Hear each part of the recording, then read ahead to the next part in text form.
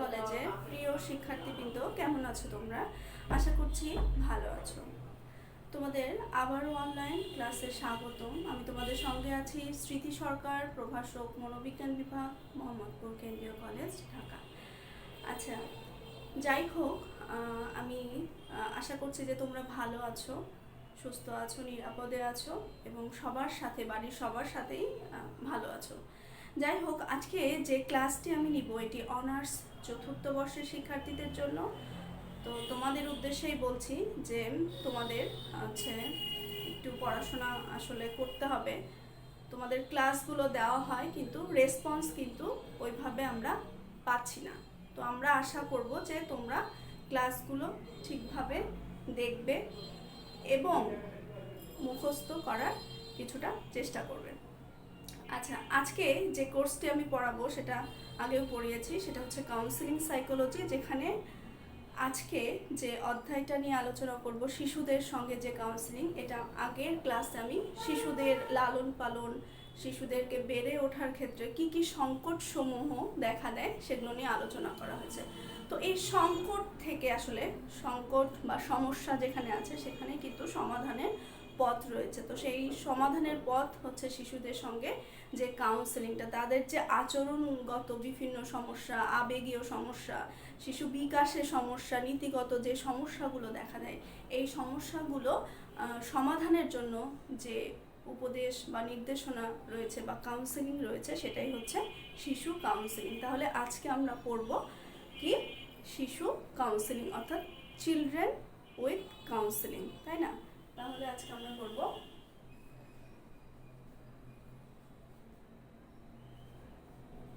শিশুদের সঙ্গে কাউন্সেলিং, তাই না? আচ্ছা, শিশুদের সঙ্গে যদি আমরা কাউন্সেলিং এর কথা বলি তাহলে এখানে কয়েকটি পয়েন্ট বা কয়েকটি বিষয় নিয়ে আলোচনা করতে হবে। প্রথমে আসবে কি শিশুদের সঙ্গে কাউন্সেলিং এর মৌলিক লক্ষ্যসমূহ, তারপরে আসবে শিশু কাউন্সিলরের সম্পর্ক, শিশুকে কাউন্সিলর যখন কাউন্সিলিং করবে সেক্ষেত্রে একজন কাউন্সিলরের কি কি গুণাবলী থাকতে হবে, কি কি ভূমিকা থাকতে হবে, এবং সর্বশেষ একটি শিশুর সঙ্গে কাউন্সিলিং প্রক্রিয়ার সমাপ্তিকরণ কিভাবে হয় সেটা নিয়েও কিন্তু আমরা আলোচনা করব। তবে আজকে প্রথমে যে বিষয়টা নিয়ে আলোচনা করব সেটা হচ্ছে শিশুদের সঙ্গে কাউন্সিলিংয়ের শিশুদের সঙ্গে কাউন্সিলিং এর মৌলিক লক্ষ্যসমূহ। প্রশ্ন হতে পারে লক্ষ্যসমূহ আলোচনা করো, সেই প্রশ্নের আলোকেই ধরো আমি ব্যাখ্যাটা করছি। তাহলে কি শিশুদের সঙ্গে কাউন্সিলিং এর মৌলিক লক্ষ্যসমূহ, তাই না? আমাদের বিভিন্ন ধরনের লক্ষ্যকে কেন্দ্র করে কিন্তু আমরা কোনো কাজ করি, তাই না? যে কোনো কাজ, এই যে আমরা ক্লাসটা নিচ্ছি কেন, যে তোমরা ক্লাসের মাধ্যমে ভিডিওটা দেখার মাধ্যমে উপকৃত হবে, তোমরা ক্লাসটি বুঝতে পারবে, পরবর্তীতে যখন খুলে যাবে খুব সহজেই কিন্তু এই বিষয়গুলো তোমাদের জানা থাকবে, একটু হলেও কিন্তু তোমাদের অনেক বেশি কাজে লাগবে। তাহলে এই যে শিশুদের সঙ্গে যে কাউন্সিলিং এর মৌলিক লক্ষ্য সমূহ, এটা যদি আলোচনা করতে যাই তাহলে 4টি লক্ষ্য চলে আসে, তাই না? এই যে 4টি মৌলিক লক্ষ্য বা এখানে রয়েছে, সেটা হচ্ছে প্রথমে হচ্ছে কি 1 নম্বরে মৌলিক লক্ষ্য থাকতে পারে, 2 নম্বর পিতা মাতা কর্তৃক নির্ধারিত লক্ষ্যসমূহ, 3 নম্বর কাউন্সিলর কর্তৃক নির্ধারিত লক্ষ্যসমূহ এবং শিশুর নিজস্ব কিছু লক্ষ্যসমূহ থাকে। আচ্ছা, তার আগে আমরা একটু আলোচনা করে নিই আসলে শিশু কাউন্সিলিংটা কি। আমরা এর আগে বয়স্ক ব্যক্তিদের সঙ্গে কিভাবে কাউন্সিলিং হয় বা যে সমস্যাগ্রস্ত যে ব্যক্তি তার সঙ্গে কিভাবে কাউন্সিলিং প্রক্রিয়াটা হয় এটা কিন্তু আমরা জেনেছি। তবে এখানে বয়স্ক ব্যক্তির সঙ্গে শিশুর যে কাউন্সিলিং সেটা কিন্তু একটু তুলনামূলকভাবে পার্থক্য রয়েছে। কেন পার্থক্য রয়েছে প্রথমেই তাহলে বলতে হবে যে প্রথমেই পার্থক্য যেটা বয়সগত একটা কিন্তু পার্থক্য, এখানে বয়স্ক ব্যক্তি আর এখানে বা প্রাপ্তবয়স্ক ব্যক্তি আর এখানে শিশু, তাই না? যে কথাটি আমরা বা তোমরা তোমাদেরকে বোঝাচ্ছি সেই কথাটি কি একটি শিশু বুঝতে পারবে? কখনোই কিন্তু বুঝতে পারবে, অর্থাৎ তার ভাষা প্রয়োগ করে কিন্তু তাকে বোঝাতে হবে। যে কথাটি আমি, তুমি বা সবাই বুঝতে পারছি, সে কথাটি কিন্তু শিশু বুঝতে পারবে না যতক্ষণ না শিশুকে বোঝানোর উপযোগী করা যাবে বা শিশুর ভাষায় কথা বলতে হবে, এবং শিশু যতক্ষণ না বুঝবে ততক্ষণ কিন্তু লেগে থাকতে হবে। তাহলে এই যে বয়স্ক ব্যক্তিদের সঙ্গে যে কাউন্সিলিং আর শিশুদের সঙ্গে যে কাউন্সিলিং, সেটা কিন্তু একটু পার্থক্য রয়েছে। প্রাপ্তবয়স্ক ব্যক্তিদের ক্ষেত্রে কি হয় বা কিশোর কিশোরীদের ক্ষেত্রে কি হয়, যে কাউন্সিলিং প্রক্রিয়াটা সেটা একটি নির্দিষ্ট স্থানে বসে একটি কি বলে একটা ভারসাম্য বজায় রেখে কিন্তু কাউন্সিলিং প্রক্রিয়াটি চলে। কিন্তু একটি শিশুর সঙ্গে যখন কাউন্সিলিং হবে তখন কি হবে, তখন একটি নির্দিষ্ট স্থানে কিন্তু সীমাবদ্ধ রাখা যাবে না। এতে কি হবে, শিশু তার মনের কথাগুলোই আসলে ঠিকমতো বলতে পারবে না, ভিন্ন মত প্রকাশ করবে, কখনো চুপচাপ হয়ে যাবে, কিছুটা বিরক্ত প্রকাশ করবে। অর্থাৎ তার যে আসল উদ্দেশ্য বা আসল সমস্যা সেটাই কিন্তু উদ্ঘাটন করা সম্ভব হবে না। এজন্য কখনো বসে, কখনো শিশু খেলতে খেলতে, সেই সময় গল্প বলার মাধ্যমেও কিন্তু শিশু কাউন্সিলিংটা হয়। অর্থাৎ শিশু কাউন্সিলিংয়ের ক্ষেত্রে শুধুমাত্র ভাষার ব্যবহার না, এখানে কর্ম সম্পাদনমূলক প্রক্রিয়ার মাধ্যমে, অর্থাৎ শিশুর সঙ্গে কখনো খেলার মাধ্যমে, প্লে থেরাপির মাধ্যমে, কখনো কাদামাটি ব্যবহার করে, যেটা বাচ্চারা খুব বেশি পছন্দ করে। বাচ্চাদের প্রত্যেক বাচ্চাদেরই পছন্দ কি, পানি, কাদা, মাটি, বালু, যেগুলোতে হাত দিতে আমরা সবসময় নিষেধ করি। কিন্তু ওই খেলার ছলে বা ওই খেলতে খেলতে তার যে মনের আনন্দ, তখন কিন্তু তার অনেক সমস্যার সমাধান করা যাবে এবং তাকে অনেক কথা বললে সে কিন্তু একটু হলেও মেনে নেবে। তাহলে এই বিষয়গুলো আসলে খেয়াল করতে হবে। শুধুমাত্র আমি একটি নির্দিষ্ট স্থানে বসে নির্দিষ্ট ভাষা ব্যবহার করে গতানুগতিক ধারায় কিন্তু শিশুদের কাউন্সিলিং হবে না। শিশুর সাথে খেলার মাধ্যমে, শিশু হাতে কি নিয়ে আসছে, শিশু আসলে কোথায় বসতে চাচ্ছে, এইভাবেই কিন্তু কাউন্সিলিং প্রক্রিয়াটি চলবে। আচ্ছা, তাহলে এই যে লক্ষ্যসমূহ, এই লক্ষ্যসমূহ কি পেলাম আমরা? এখানে 4টি লক্ষ্য সমূহের কথা বলা হয়েছে। লক্ষ্যসমূহ আমরা লিখে নিই। সেখানে হচ্ছে ক নম্বর, মৌলিক লক্ষ্য সমূহ। খ নম্বরে কি, পিতা মাতা কর্তৃক নির্ধারিত, পিতা মাতা কর্তৃক নির্ধারিত লক্ষ্য সমূহ। 2 নম্বর হচ্ছে কাউন্সেলর গঠনকৃত লক্ষ্য সমূহ। এবং 4 নম্বর শিশু কর্তৃক নির্ধারিত লক্ষ্য সমূহ বা শিশুর নিজস্ব লক্ষ্য সমূহ বলা যায়। ঠিক আছে, তাহলে এই যে 4টা লক্ষ্য সমূহ, এই 4টা লক্ষ্যর আলোকে কিন্তু এই মৌলিক লক্ষ্য সমূহ আমরা আলোচনা করব। আচ্ছা, এবার আমরা যাব যে এই 1 নম্বরে বা কয়ে যে মৌলিক লক্ষ্য সমূহ আসলে কি। মৌলিক লক্ষ্য সমূহ কি হতে পারে? শিশুদের আবেগীয় যে কষ্টগুলো রয়েছে, যে দুঃখ রয়েছে, সেগুলো দূর করতে সাহায্য করা, তাই না? শিশুর কি হয়, শিশু অনেক সময় আবেগের ফলে কান্না করে, তাই না? অনেক বাচ্চা কান্না করে, হাতে কোনো কিছু জিনিস থাকলে ছুঁড়ে ফেলে। তারপরে কি করে, সে যখন হচ্ছে ছুঁড়েও ফেলতে পারছে না, কিছু বলতেও পারছে না, তখন রাগে কি করে, মাথাটা দেয়ালের সাথে ঠুকে। অর্থাৎ এই যে আবেগীয় বিষয়গুলো, এই দুঃখ সমূহগুলোকে দূর করতে সাহায্য করবে কি, এই মৌলিক লক্ষ্য সমূহ। তারপরে কি হতে পারে, শিশুর চিন্তা, শিশুর আবেগ, এই বিষয়গুলো আচরণকে সামঞ্জস্যপূর্ণ করতে সাহায্য করে।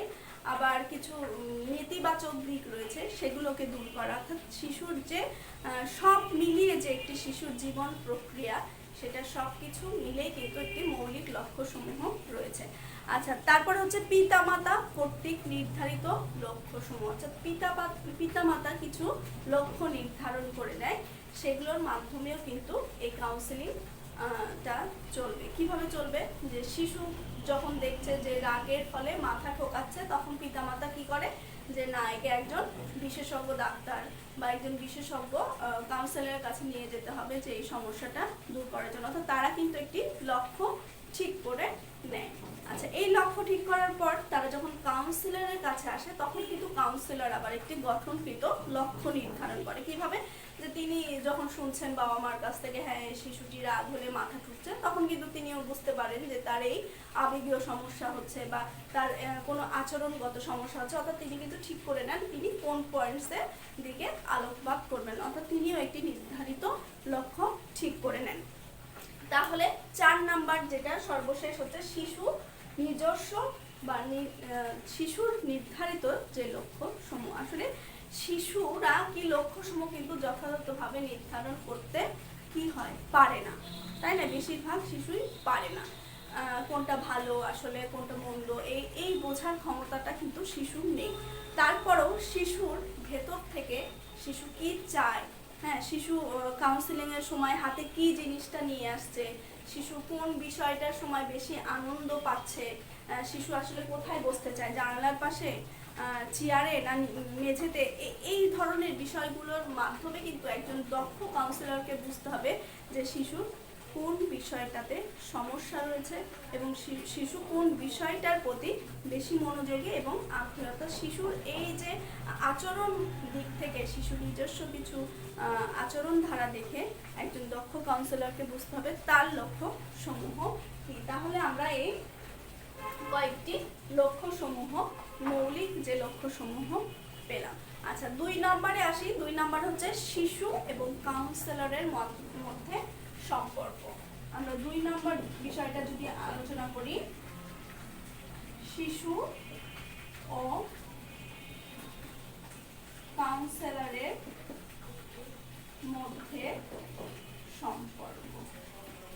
আসলে একজন শিশুই বলি বা একজন ক্লায়েন্টই বলি, যে সম্পর্ক সেটা আমরা বলেছি একটি সহজ সম্পর্ক হবে, একটি বিশ্বাসযোগ্য সম্পর্ক হবে, যেখানে তার মনের কথাগুলো বলতে পারবে। কিন্তু একটি শিশু কাউন্সিলিং এর ক্ষেত্রে কি হয়, একজন প্রাপ্ত বয়স্ক ব্যক্তি তার সমস্যাটা বুঝতে পারছে, অনুধাবন করতে পারছে, সে সমস্যা সমাধানের জন্য সে কি করে, একটি বিশ্বাসযোগ্য একটি নির্ভরযোগ্য সম্পর্ক খুঁজে, যেখানে তার মনের কথাগুলো খুলে বলতে পারবে। এটা আমি আগেই বলেছি। কিন্তু একটি শিশু কিন্তু তার সমস্যা সম্পর্কে সচেতন নয়, তাই না? সে বুঝতে পারছে না এটি তার সমস্যা, এটাই স্বাভাবিক। তো শিশু যখন বুঝতে পারবে না, শিশু কি বলবে, কি বলা উচিত এটাও বুঝতে পারছে না, তখন সেই ক্ষেত্রে আসলে সে কিন্তু বুঝতে পারে না যে কার সাথে আমি কথা বলবো, কার সাথে কথা বলবো না। তবে তার সাথে এমন একজন ব্যক্তির যদি বন্ধুত্বপূর্ণ সম্পর্ক হয়, সে ওই ব্যক্তির সাথে খেলতে পছন্দ করে, ওই ব্যক্তির কথাগুলো হচ্ছে শুনতে তার ভালো লাগে, বা শিশুটি যে কথাগুলো বলছে সেই কথার সাথে কাউন্সিলর যখন আনন্দ উচ্ছ্বাস একসাথে প্রকাশ করছে এবং শিশুটিও আনন্দ পাচ্ছে, তখন কিন্তু তাদের মধ্যে যে সম্পর্কটা তৈরি হয় বন্ধুত্বপূর্ণ, আরামদায়ক, নিরাপদ এবং একটি সুসম্পর্ক, অর্থাৎ আমরা গুড র্যাপোর্ট বলতে পারি, যেটাকে মনোবিজ্ঞানের ভাষায় যে র্যাপোর্ট, যখন একজন ব্যক্তির সঙ্গে সম্পর্ক স্থাপন হয়, সুসম্পর্ক হয়, তখন কিন্তু সে তাকে কোনো কিছু জিজ্ঞাসা করলেও সে সহজভাবে উত্তর দিতে পারবে। তো যে কোনো সম্পর্কের ক্ষেত্রে আসলে সহজ সম্পর্কটি খুব বেশি গুরুত্বপূর্ণ। তাহলে শিশু কাউন্সিলরের মধ্যে যদি আমরা সম্পর্কের আলোচনায় যাই, তাহলে কি আসবে, যে বৈশিষ্ট্যগুলো আমরা পাবো সেটা হচ্ছে শিশুর জগৎ এবং কাউন্সিলরের জগতের মধ্যে একটি সম্পর্ক স্থাপন করতে হবে। কাউন্সিলর শিশুর সঙ্গে এবং শিশুর জগতের সঙ্গে সম্পর্ক যুক্ত হয়ে সম্পর্ক তৈরি করেন। আসলে শিশুর জগৎ আর আমাদের জগৎ কিন্তু পুরোটাই আলাদা। কখনো কি তোমরা কোনো শিশুকে আসলে শিশুর চিন্তার আলোকে কখনো তোমরা দেখেছো কিনা আমি জানি না, যে আসলে শিশুদের যে জগৎ, ওটা আসলেই একটা কল্পনার জগৎ। মানে তারা কোনো বিষয় নিয়ে আনন্দ নিয়ে খেলতে চায়, তারা তাদের মতো তারা এত জটিলতার মধ্যে কিন্তু তাদের চিন্তাধারা এখন পর্যন্ত যায় না। তাহলে তাদের যে সহজ চিন্তাধারা, সেই সহজ চিন্তাধারায় যদি কোনো সমস্যা দেখা যায়, সেটা কিন্তু সহজভাবে সহজ দিক দিয়েই কিন্তু সমাধানের পথ খুঁজতে হবে এবং শিশুর জগতের মধ্যে সম্পর্ক স্থাপন করে। তাহলে শিশুর সঙ্গে যখন একজন কাউন্সিলর যুক্ত হবে, তার যে মনোজাগতিক কাঠামো, সেই কাঠামোর আলোকে কিন্তু কার্যক্রমটি পরিচালনা করতে হবে। আর এই জন্য একজন কাউন্সিলরকে কি হতে হবে? নিরপেক্ষ হতে হবে এবং কোনো ধরনের দোষারোপ বা বিচার করার ভূমিকায় কিন্তু তাকে অবতীর্ণ করা যাবে না। ঠিক আছে? শিশু তার নিজস্ব জগৎ থেকে অন্যদিকে প্রত্যক্ষকে কিন্তু ঘুরিয়ে ফেলতে পারে। শিশু তার নিজস্ব মূল্যবোধ, তার বিশ্বাস, তার যে জগৎ, সেখানে কিন্তু যে অভিজ্ঞতাগুলো রয়েছে, সেই বিষয়গুলো কিন্তু একজন দক্ষ কাউন্সিলরকে পর্যবেক্ষণ করতে হবে। অর্থাৎ আমি আগেই বলেছি যে শিশুটি কোন বিষয়ের প্রতি মনোযোগী হচ্ছে, কোন পরিবেশে থাকতে পছন্দ করছে, কোন বিষয়টার দিকে তার চোখ বেশি যাচ্ছে, এই খুঁটিনাটি বিষয়গুলোর প্রতি কিন্তু একজন দক্ষ কাউন্সিলরের সুনির্দিষ্ট পর্যবেক্ষণ কিন্তু তার থাকতে হবে। তাহলেই কিন্তু তার যে আচরণগত সমস্যা, সেগুলো সমাধানের পথ কিন্তু খুঁজতে পারবে। আসলে শিশুরা কিন্তু তারা বাস্তব জগতের মধ্যে থাকে না। তাদের এই বাস্তব কোনটা ভালো কোনটা মন্দ, হ্যাঁ, এই বিষয়গুলো কিন্তু থাকে না। কিন্তু সে যখন একটি কাজ করতে যায়, সেটা যদি খারাপ কাজ হয় বা সেটা যদি অন্যায় হয়, তখন আমরা বাবা মা হিসাবে বা আমাদের পরিবারের সদস্য হিসেবে বলি যে না, তুমি এই কাজটি করবে না, এই কাজটি করা উচিত না। তখন কিন্তু তার ধারণা হয় যে না, এই কাজটি আর পরবর্তীতে করা যাবে না। ঠিক আছে? কিন্তু মা বাবা নিষেধ করার পরেও কাজটি সে করলো না, কিন্তু তার যখন দেখছে যে ওই কাজটি আবার বাবা মা করছে, তখন কিন্তু তার মধ্যে একটি মানে দ্বিধাদ্বন্দ্বে ভুগে যে সে কোনটি আসলে গ্রহণ করবে। এই ধরনের ক্ষেত্রে তাকে একজন যখন কাউন্সিলর একজন পরামর্শ হিসাবে কাজ করবে, তখন কিন্তু সুনির্দিষ্ট উপায়ে এই দিকগুলো তুলে ধরতে হবে। তাহলে শিশুর জগৎ এবং কাউন্সিলরের মধ্যে যে একটি সহজ সম্পর্ক, সেটি তৈরি করতে হবে। এবং আমি একটু লিখে দিচ্ছি,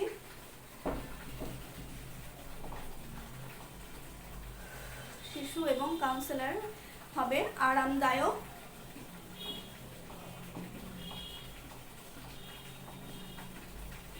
নিরাপদ, নিরপেক্ষতা, উদ্দেশ্যমূলক এবং সর্বশেষ যেটা, সেটা হচ্ছে গোপনীয়তা। তো এই সম্পর্কগুলো কিন্তু একজন শিশু এবং কাউন্সিলরের মধ্যে থাকতে হবে। তো আজ এই পর্যন্তই। ধন্যবাদ তোমাদের সবাইকে। ভালো থাকবে।